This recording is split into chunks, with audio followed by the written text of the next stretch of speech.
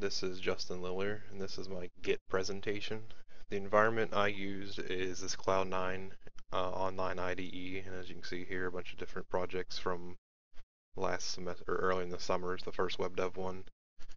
I also used Bitbucket, which is similar to GitHub for just holding your Git, and then Heroku, which is a deployment service. So here is my first web dev one project. It was mostly Ruby on Rails.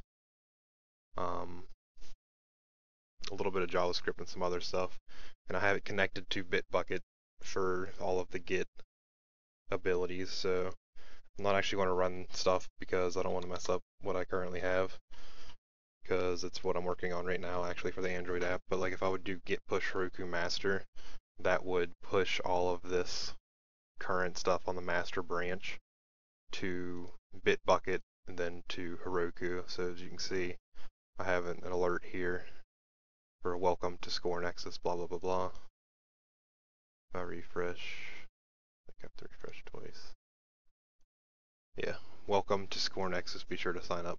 So it's just a small little bit that shows you how they're sort of interconnected, and then like actually here in Bitbucket I can go into the source and see, like I have sample app, assets, images. So I have a PNG of the Rails logo and then an HTML5 video, which, yeah, that browser can't support it, but here's where I have the same thing.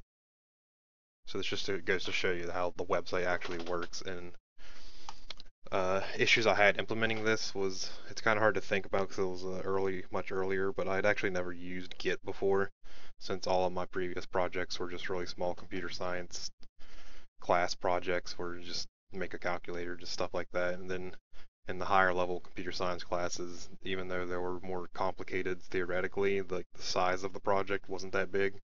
So version controls and obviously they didn't have multiple people working on it, so I really didn't need it. But the tutorial I used last semester highly suggested using it, and I figured it'd be something I would need to know for my career, so I actually implemented it, and I really see the power in it now, being able to roll back to previous versions, take a version out, work with it, push it on.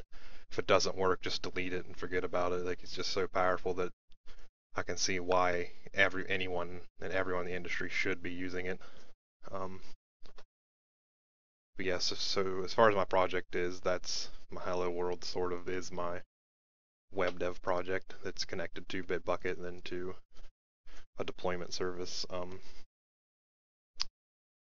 example of when a developer would use this technology, like as I said, like it's so powerful that I think any semi-serious software engineer of any sort, some web developer, I don't even know if you do this with like databasing and stuff like that, but just like this sort of powerful like version control is necessary in my opinion, now that I've used it. So anyone in the industry that has to deal with software like this and coding will be using this, just because the utility that it provides. Yeah, I think that's it, so thanks for watching.